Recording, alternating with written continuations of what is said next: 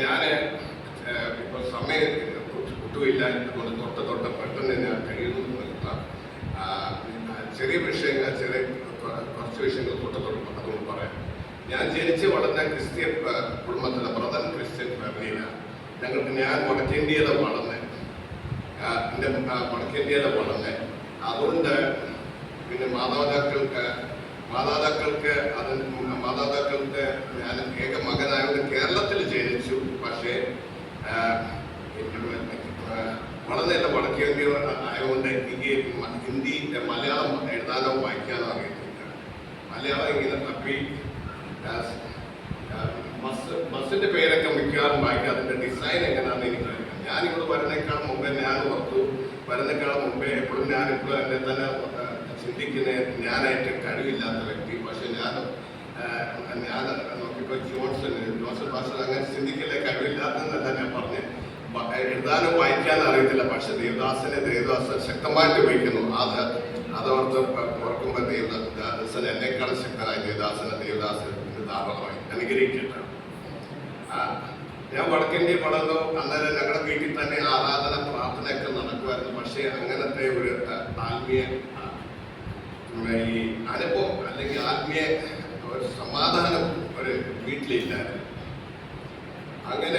അങ്ങനത്തെ ഒരു അവസ്ഥയായിരുന്നു. ഒരു സ്പിരിച്വൽ അറ്റ്മോസ്ഫിയർ വീട്ടിലില്ലായിരുന്നു. അങ്ങനെ ഇരുന്ന പിന്നെ എൻ്റെ മാതാപിതാക്കൾ കുവൈറ്റിൽ 77 പോയപ്പോൾ ഞങ്ങൾ രാജസ്ഥാൻ കോട്ടയിൽ ഇമാനുവൽ മിഷന്റെ ആർക്കൊക്കെ അറിയാമെന്നറിയില്ല, ഡോക്ടർ എം എ തോമസ് മരിച്ചുപോയി. എം എ തോമസിന്റെ അവിടെ ആക്കിയിട്ട് ഞങ്ങളെ പോയി. പിന്നെ അത് കഴിഞ്ഞിട്ട് ഞങ്ങൾ പല വീടുകളും പല സ്ഥലത്തും വളർന്ന കാത്തലിക് സ്കൂളും ഒക്കെ വളർന്നുകൊണ്ട് എനിക്ക് ഒരു സൺഡേ സ്കൂളോ VBS ഒന്നും കിട്ടിയിട്ടില്ല. അതുകൊണ്ട് ദൈവത്തിനോട് അങ്ങനെ അങ്ങനെ ഒരു ബന്ധവും ഇല്ല. പക്ഷെ എന്തുവാണെങ്കിലും ദൈവത്തിന്റെ ഒരു കരുതൽ, ഒരു വിളിയോ എന്തോ ഉണ്ടായതുകൊണ്ട് ദൈവം എങ്ങനെ തിരിച്ച് എന്നെ ദൈവസന്നിധി മക്കളുടെ ഇടയ്ക്ക് കൂട്ടിക്കൊണ്ടുവരുമായിരുന്നു. ഞാൻ ദൈവം ഇല്ലാന്ന് പറഞ്ഞ് നടന്ന കാലഘട്ടമുണ്ട്. പക്ഷെ യുവനാടോട്ട് എപ്പോഴും ഓടി നടക്കുന്ന കുട്ടിയായിരുന്നു. പക്ഷെ ദൈവം എന്നെ എപ്പോഴും കൊണ്ടുവന്നു. ദൈവത്തിന് സമാധാനം അനുഭവിച്ചു. രക്ഷിക്കപ്പെട്ടു, സ്നാനപ്പെട്ടു. പിന്നെ ഞാൻ ബാംഗ്ലൂർ കുറച്ച് കാലം ബൈബിൾ കോളേജിൽ പഠിച്ചു. പിന്നെ ഇന്ത്യ ബൈബിൾ കോളേജ് കുമ്പനാട് പഠിച്ചപ്പോൾ അന്നേരം ഞാൻ മാതാപിതാക്കൾക്ക് ഏക മകൻ. എനിക്ക് 2 സഹോദരിമാരുണ്ട്. ഒരു സഹോദരി കുടുംബത്തെ ദേവദാസൻ അറിയാം. പക്ഷേ എനിക്ക് എൻ്റെ വീട്ടിലോ നാട്ടിലോ ബന്ധുചാർച്ചക്കാരോ സഭയിലോ ദേശത്തിലോ ഒരു വിലയില്ലാത്ത ഒരു വ്യക്തിയായിരുന്നു. എന്നെ ലോകം കരുതി ഒരു മുദ്ര വെച്ചിരുന്ന വ്യക്തിയായിരുന്നു. വട്ടന പോക്കരിയ തെമ്മാടിയിടം അങ്ങനെ. പക്ഷെ ദൈവം കൈവിട്ടില്ല. വചനമുണ്ട്, ബുദ്ധിമാനെ ലജ്ജിപ്പിക്കാൻ ബുദ്ധിനെ തിരഞ്ഞെടുത്ത്, ബലവാനെ ലജ്ജിപ്പിക്കാൻ ബലീനെ ദൈവം തിരഞ്ഞെടുത്ത് ആദ്യ പ്രകാരം ദൈവം നിർത്തി. എനിക്ക് ഞാൻ കുമ്പനാട് പഠിക്കുമ്പോഴും ഞാൻ ഒരു പ്രാവശ്യം എനിക്ക് പ്രസംഗിക്കാൻ ഒരു അവസരം തന്നു. ഞാൻ എങ്ങനെ പ്രസംഗിച്ച് അവർക്ക് ഇഷ്ടപ്പെട്ടു. പിന്നെ എൻ്റെ സഭയിലെ എന്നെ എത്ര പുതിയ തെള്ളിയാലും ഞാൻ മുന്നോട്ട് വന്ന് നിൽക്കത്തില്ല. എന്നെക്കൊണ്ട് ഒക്കത്തില്ല എന്ന് പറഞ്ഞ കാലഘട്ടം. പക്ഷേ ഞാൻ കേരളത്തിൽ പോകുന്നവർ വൈഫ് പറഞ്ഞ പോലെ ഞങ്ങൾ സഭയിൽ പറഞ്ഞില്ല, മാതാപിതാക്കളോട് പറഞ്ഞില്ല, മക്കളോട് വരെ പറഞ്ഞില്ല. ആരോട് പറഞ്ഞാൽ അവർക്കൊന്നും വിടത്തില്ല. വലിയ സ്നേഹബന്ധമൊന്നല്ല. എൻ്റെ മാതാവിൻ്റെ ചിന്ത, മാതാവിൻ്റെ ഓഹരി ഇവിടെ കിടപ്പുണ്ട്. പിതാവിൻ്റെ ചിന്ത ഇവിടെ തന്നെ റബ്ബറുമായിട്ട് നോക്കി ഇവിടെ തന്നെ തോന്നട്ടെ എന്ന ചിന്ത. മക്കളുടെ കൂട്ടുകാരും ബന്ധുചാർച്ചക്കാരൊക്കെ ഉണ്ട്. അവരെ വിടാൻ മനസ്സില്ല. അതുകൊണ്ട് ഇവരോടൊന്നും പറഞ്ഞില്ല. ദേവദാസനോട് പറഞ്ഞില്ല. ദേവദാസൻ വിചാരിക്കുന്നത് ഈ ജോസ് പാപ്പച്ചനെ കൊണ്ട് എന്തോ കൊള്ളാം, ഇവനെന്തോ ചെയ്യാനാ എന്നാ അങ്ങനെ ചിന്തിക്കുന്ന ദേവദാസനോടും പറഞ്ഞു. അതുകൊണ്ട് അങ്ങനെ പറയാതെ, പക്ഷെ ദൈവം അവിടെ വടക്കേന്ത്യ എനിക്ക് എന്ന് വലിയ ഐഡന്റിറ്റി ഉണ്ടെങ്കിൽ അവിടെ ചെന്ന് പോയിട്ടാണ്. ഞാൻ ബീഹാറിൽ ചെന്നപ്പോൾ ഞങ്ങൾക്ക് അവർ പീപ്പിൾ പ്രൊജക്ട് എന്ന് വെച്ചാൽ റെഡ് ലൈറ്റ് സ്ത്രീകളുടെ മധ്യത്തിൽ പ്രവർത്തിക്കാൻ ദൈവം ഞങ്ങൾക്ക് അവസരം തന്നെ. അതിന് മുമ്പ് ഇവിടെ കേരളത്തിൽ തന്നെ പ്രവർത്തിക്കുന്നുണ്ടായിരുന്നു. അതിന് പറയാൻ സമയമില്ല, അതുകൊണ്ട് അത് പറയുന്നില്ല. കേരളത്തിൽ പോയി, വടക്കേന്ത്യയിൽ പോയി. ബീഹാർ എങ്ങനെ പോകാൻ അവസരം കിട്ടിയെന്ന് പറയാൻ അവസരം സമയത്തല്ലോ. ബീഹാറിൽ പോയി. അന്നേരം റെഡ് ലൈറ്റ് സ്ത്രീകളുടെ മധ്യത്തിൽ ഇവരുടെ റീഹാബിലേഷൻ റെഡ് ലൈറ്റ് സ്ത്രീകൾ എന്ന് പറഞ്ഞാൽ നിങ്ങൾക്ക് അറിയാമായിരിക്കും, മിക്കവാർക്കും വേശ്യ സ്ത്രീകളെ ആ വഴിയിൽ നിന്ന് തിരിപ്പിക്കുന്ന ഒരു മാർഗം. അതിൽ 50 പിള്ളേരെ തിരഞ്ഞെടുത്ത് മിനി സ്കൂൾ ഹോസ്റ്റൽ പോലെ നടത്തിയിട്ട് ഈ സ്ത്രീകളെ പോയി, പിന്നെ അവർ മുഖാന്തരം ഈ സ്ത്രീകളുടെ വീട്ടിൽ പോയി സ്ത്രീകളുടെ അവിടെ സുവിശേഷം അറിയിച്ച് അവരെ പിന്നെ കൈത്തൊഴിലൊക്കെ പഠിപ്പിച്ച് അവരെ ആ വഴി തിരിപ്പിക്കുന്ന പ്രവർത്തനമായിരുന്നു. ദൈവം അവിടെ തൊട്ട് ഉപയോഗിക്കാൻ തുടങ്ങി. അവിടെ നിന്നപ്പോൾ 2 3 പ്രവർത്തനം തുടങ്ങാൻ സഹായിച്ചു. അങ്ങനെ പെട്ടെന്ന് തന്നെ ഞാൻ സൂപ്പർവൈസറായി. പക്ഷെ ശത്രു സാധാരണ ഒന്നും നിർത്തത്തില്ല. അവർ പറഞ്ഞവർ അവിടെ ഒരു ആക്സിഡൻ്റായി മരണപ്പെടേണ്ടതായിരുന്നു. അന്നേരം അതെ പലരും പ്രാർത്ഥിച്ചതിൻ്റെ ഫലമായിട്ടാണ് നിങ്ങളുടെ മധ്യത്തിൽ ചെയ്തതായിട്ട്. പിന്നെ അത് കഴിഞ്ഞിട്ട് ഞങ്ങൾ ജെയിംസ് പറഞ്ഞ പ്രവർത്തനത്തോടെ ജെയിംസ് കൈവിട്ടു. പിന്നെ ഇന്ത്യ മിഷനിൽ ചേർന്നു. ഇന്ത്യ മിഷനിൽ ചേർന്നപ്പോൾ അവർ പറഞ്ഞ പോലെ മോത്തിഹാരിൽ ഒരു ഹോം ചിൽഡ്രൻ ഉണ്ട്. അവരെ സ്കൂളിൽ പഠിപ്പിക്കാൻ ഞങ്ങളെ തിരഞ്ഞെടുത്തിട്ടുണ്ട്. ഇതിന് മുമ്പേ എൻ്റെ മക്കളെ പോലും ABCD പോലും ഞാൻ പഠിപ്പിച്ചില്ല, ആയി പോലും പഠിപ്പിച്ചിട്ടില്ല. പക്ഷേ ദൈവത്തിൻ്റെ ഒരു പദ്ധതി അവർക്ക് ദൈവം അവിടേക്ക് തന്നെ ഒഴിച്ച് അത് കഴിഞ്ഞ് ഞങ്ങൾ 1 മണിക്ക് ഈ സ്കൂളിൻ്റെ സമയം കഴിഞ്ഞിട്ട് 1 മണിയാവുന്നത് പെട്ടെന്ന് ആഹാരം കഴിച്ചിട്ട് പിന്നെ ഗ്രാമത്തിൽ പോയി ഹൗസ് വിസിറ്റിംഗ് ചെയ്തിട്ട് ഫിലിം ഷോ കാണിക്കും. TV കമ്മിറ്റി അത് കഴിഞ്ഞിട്ട് ഉടനെ തന്നെ TV പല അവസരത്തിൽ തുടങ്ങാൻ ദൈവം സഹായിക്കും. അവിടെ നിന്ന് പിന്നെ ഞങ്ങൾ സ്കൂൾ എന്ന് പറഞ്ഞ സ്ഥലത്തെ ട്രാൻസ്ഫർ ചെയ്തു. ട്രാൻസ്ഫർ അതിൻ്റെ വിവരം അവർ പറഞ്ഞു. ഞാൻ അതിൻ്റെ ഒരു കാര്യം മാത്രം പറഞ്ഞിട്ട് അങ്ങ് മുന്നോട്ട് പോകും. അങ്ങനെ അവിടെ സുവിശേഷ വിരോധികൾ ഞങ്ങൾ പിടിച്ചു, ഞങ്ങൾ ഉപയോഗിച്ചു, കാണിച്ചു. എൻ്റെ വായിന്ന് നോക്കിയതൊക്കെ ചോര വന്നു. അന്നേരം ന്യൂസിലൊക്കെ വന്നു. പക്ഷേ ശ്രദ്ധയായില്ലെന്നേ ഉള്ളൂ. അങ്ങനെ ലാസ്റ്റില് ഇവരെന്താ ചെയ്തു, ഞങ്ങളെ പുറത്തിറക്കിയിട്ട് ലാസ്റ്റ് രാവിലെ പിടിച്ച വൈകിട്ട് കണക്ക് സമയം അടിച്ചപ്പോൾ ഞങ്ങളത് നിർബന്ധമായി പറയിപ്പിച്ചു. അടിച്ച് ഒരു പരവിട്ട് എൻ്റെ മുന്നേ ഇരിക്കുന്ന തങ്കച്ച പാസ്റ്റർ എനിക്ക് തോന്നുന്നു എയർഫോഴ്സുകാരനാണ്. എന്നെക്കാളും പ്രായമുണ്ട്. പക്ഷേ എന്നെക്കാളും നല്ല നീളവും ആരോഗ്യവും ഉണ്ട് ദേവദാസൻ. എനിക്ക് നീളമുണ്ട്, വണ്ണമുണ്ട്. പക്ഷേ എനിക്ക് അത്ര ആരോഗ്യമില്ല. അടി കൊണ്ടിട്ട് ഒരു വർഷമായി. ഇനി അടി കൊള്ളാൻ എനിക്ക് കഴിയില്ല. അതുകൊണ്ട് പറയുന്നത് നിർബന്ധിക്കപ്പെട്ട് പറയേണ്ടി വന്നു. അവർ പറയിപ്പിച്ചതെന്ന് വെച്ചാൽ ഞങ്ങൾ കേരളത്തിൽ വന്ന് ഈ പാവപ്പെട്ട ജനങ്ങളെ 10,000 രൂപ കൊടുത്ത് 10,000 കൊടുത്ത് മതം മാറ്റുമായിരുന്നു. അത് പറയേണ്ടി വന്നു. അത് വൈറലായി. അപ്പോഴത്തേക്ക് പോലീസുകാർ വന്നു. ഞങ്ങൾ അറസ്റ്റ് ചെയ്യാൻ വന്നത്. അറസ്റ്റ് ചെയ്യാൻ വന്നു. പക്ഷേ ഇവിടെ ഞങ്ങളെ സഹായിക്കാനോ പിടിക്കാനോ ആരുമില്ല. ഞങ്ങളുടെ മൊബൈലും അവരുടെ കയ്യില്ല. പക്ഷെ ദൈവം ഇടപെട്ടു. ദൈവത്തിന് അറിയാം ഞങ്ങളെ ദൈവം പ്രവർത്തിച്ച് ആരോ സ്കൂളിലെ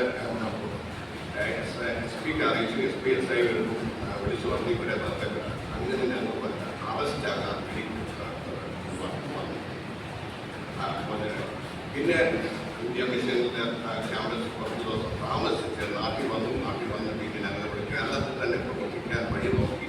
വഴി മാതൃ കിട്ടിയില്ല. പിന്നെ നവാഹിനെ കുറിച്ചല്ല ഞങ്ങൾ പ്രെയർ ടവർ വാങ്ങുന്നത്. നവാഹിനെ കുറിച്ചാണ് സിസ്റ്റർ അറിയാനും പർസുക്കളുടെ വിഷൻ്റെ പ്രവർത്തനമുണ്ട്. നമ്മൾ പ്രാർത്ഥിച്ചുകൊണ്ടിരിക്കുന്നത് ആദ്യം നമ്മൾ പ്രെയർ ടവർ തുടങ്ങിയപ്പോൾ ആദ്യ കാലഘട്ടത്തിലേക്ക് കേരളത്തിൽ പലയിടത്തുനിന്ന് ആൾക്കാർ ചെന്ന് പ്രാർത്ഥിക്കുമായിരുന്നു. പക്ഷേ ഇപ്പോൾ എല്ലാവരും തളർന്നുപോയി. ഇപ്പോൾ അങ്ങനെ ആർക്കും പ്രാർത്ഥന വേണ്ട. അതുകൊണ്ട് ആൾക്കാരില്ല. അതുകൊണ്ട് UP കുറച്ച് പേരെ പറ്റി ഒരു 18 പേര് വന്നു. അതിലൊരു ദേവദാസൻ ഞങ്ങളെ നിർബന്ധിച്ച് പ്രേരിപ്പിക്കുക. ഇങ്ങനെ ഭൂമി വന്ന് കഴിക്കുന്ന സമയത്ത് വിളിച്ചു. ഭൂമി വന്ന് വിളിച്ചു. പിന്നെ വീഡിയോ കോൾ വന്ന് അവിടുത്തെ ഗ്രാമക്കാരനോട് സംസാരിപ്പിച്ചു. നിങ്ങൾ വന്ന് നിങ്ങൾക്ക് ഒരു പ്രശ്നം വരത്തില്ല. ഞങ്ങളുണ്ട്. പോലീസുകാരും തുറക്കില്ല. നിങ്ങൾക്ക് ഇവിടെ എല്ലാ സൗകര്യങ്ങളും തരാം എല്ലാം പറഞ്ഞ് ഞങ്ങൾ അവിടെ ചെന്നു.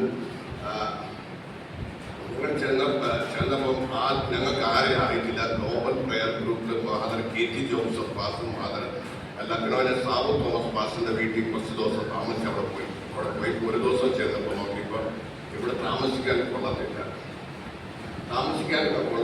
പിന്നെ അവരെ റൂം എടുത്തു. പിന്നെ ഇവരുടെ ഗ്രാമത്തിൽ പോയി ഞങ്ങൾ അവിടെ പ്രവർത്തിക്കുമായിരുന്നു.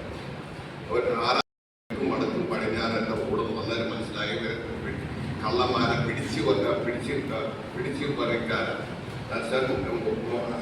എന്തുവരും മൊബൈല് ബൈക്ക് ഒക്കെ മോഷ്ടിക്കുന്നത്.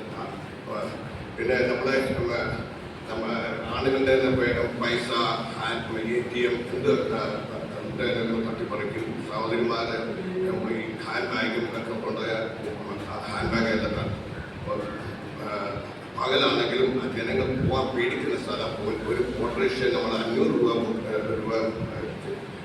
ചെയ്ത് റിസർവ് ചെയ്ത് പോകാനും ശ്രമിച്ചാലും ആരും വരത്തില്ല. അത് ഞങ്ങൾ അറിയത്തില്ലായിരുന്നു.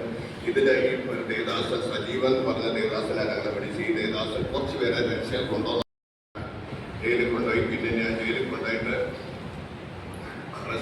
രാത്രിയിലാണ് രാവിലെ പിടിച്ചു.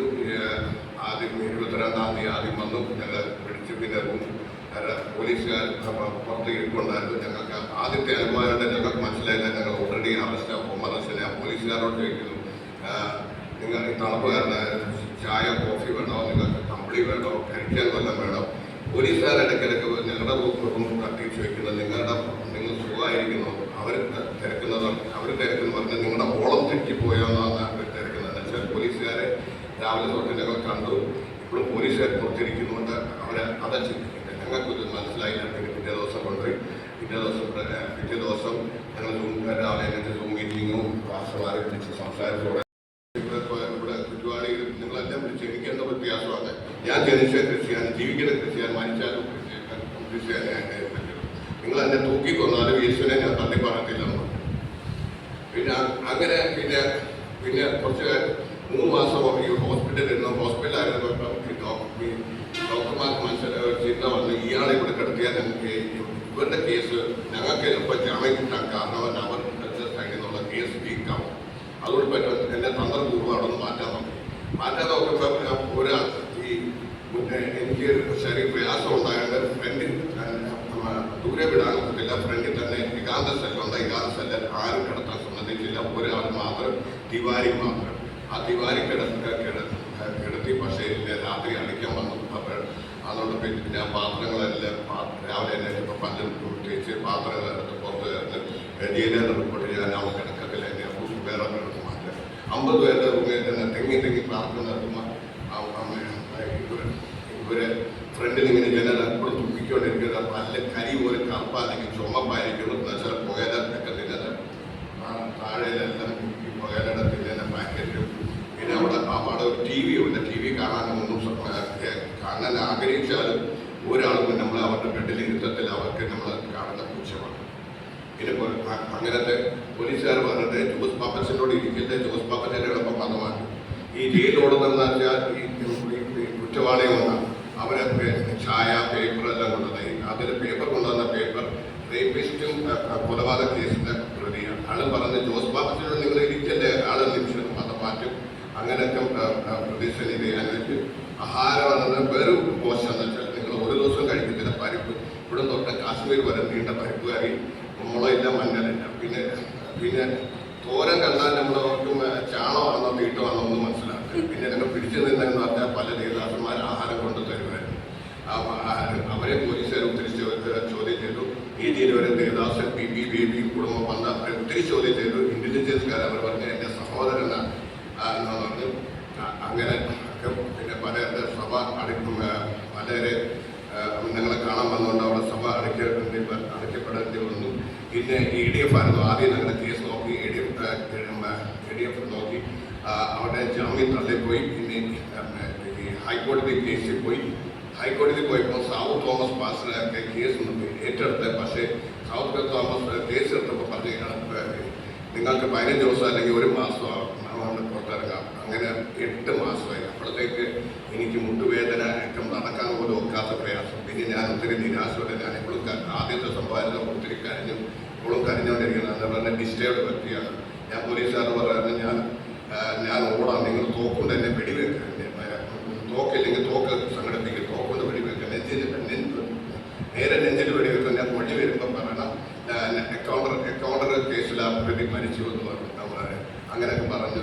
എന്നാൽ പിന്നെ ഞാൻ ഇങ്ങനെയൊക്കെ പറഞ്ഞിട്ട് എന്നാൽ കുറച്ച് പോലീസുകാർ എന്നോട് സിമ്പതി കാണിക്കും, കുറച്ച് പേരെ ദേഷ്യപ്പെടുന്നത്. അങ്ങനെ ഞാൻ ഓർത്ത് ഇങ്ങനെയൊക്കെ പറഞ്ഞിട്ട് എന്തോ കാര്യം, ഞാൻ ഉപസിക്കാം 40 ദിവസം ഉപസിക്കും ആയിരുന്ന, പക്ഷെ 30 ദിവസം ഉപസിച്ചപ്പോൾ ഞങ്ങൾക്ക് ജാമ്യം ലഭിച്ചു. സെപ്റ്റംബർ 6 തീയതി സൗത്ത് തോമസ് പെട്ടെന്ന് പുറത്താക്കാൻ വേണ്ടി ലോക്കൽ ആൾക്കാരെ നിർത്തി ജാമ്യം പെട്ടെന്ന് പൈസ ചെലവും കുറവാണ്. പക്ഷേ പോലീസുകാർ അവിടെ വീട്ടിൽ പോയി റെയ്ഡ് ചെയ്തു, അവരെ ഭീഷണിപ്പെടുത്തി, അവരെ അറസ്റ്റ് ചെയ്തു, പിന്തിരിച്ചു. പിന്നെ സൗത്ത് തോമസ് പറഞ്ഞ് 4 ലക്ഷം ഞങ്ങൾക്ക് വേണ്ടി ഇറക്കി, 2 ലക്ഷം അറേഞ്ച് ചെയ്തു, 2 ലക്ഷം എനിക്ക്, 2 ലക്ഷം ഷീജയ്ക്ക് വേണ്ടി.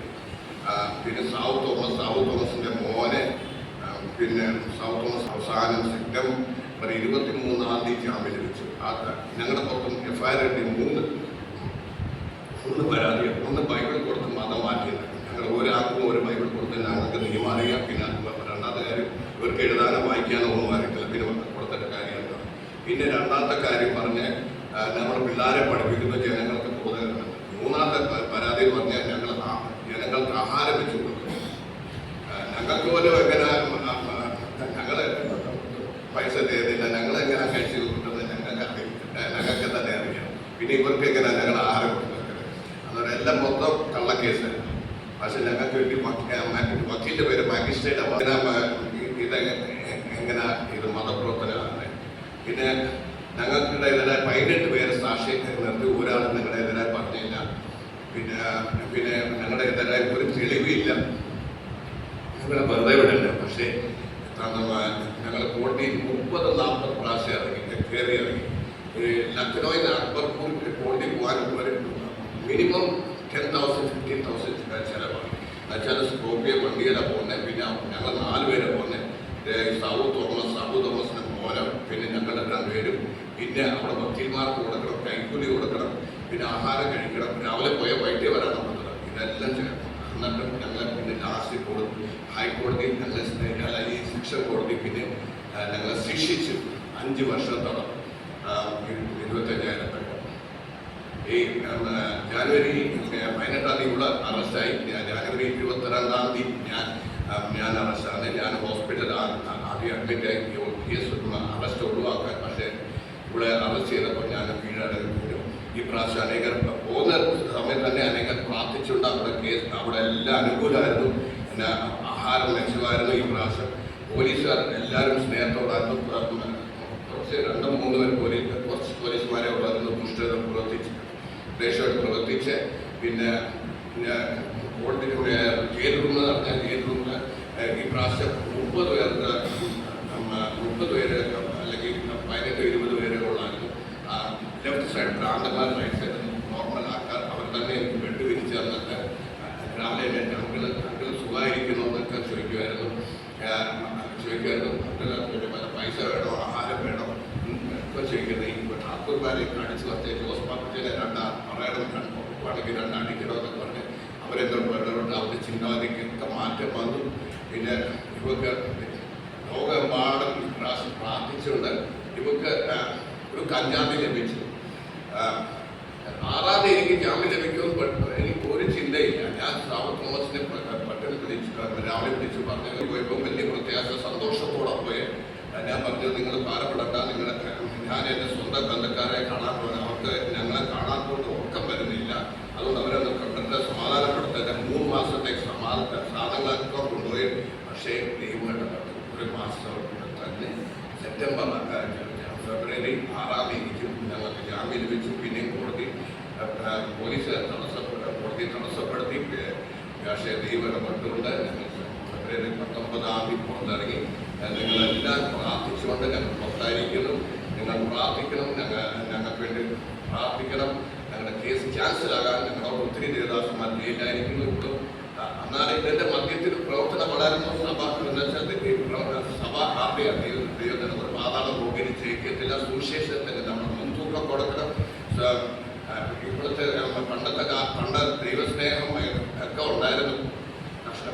നെരുക്കം പട്ടിണിയൊക്കെ ഉള്ള സമയത്ത് കപ്പയും ചീനിയൊക്കെ കഴിക്കുന്ന സമയത്ത് നമുക്ക് അയലക്കാരെ കുറിച്ചൊക്കെ ചിന്തയുണ്ടായിരുന്നു. അപ്പോൾ എല്ലാവരും അന്നേരം അപ്പച്ചന്മാർ പ്രാർത്ഥിച്ച ഫലമായിട്ടാണ് നമ്മുടെ മക്കളും കൊച്ചുമക്കളൊക്കെ അമേരിക്കയിലും അയർലാൻഡിലും. പക്ഷേ ഇന്ന് അത് നമ്മൾ മറന്നുപോയി, പലരും മറന്നുപോയി. ഇന്ന് സഭയിൽ പൊളിറ്റിക്സും കസേരയും പദ്ധതിക്കൊക്കെ മുൻതൂക്കം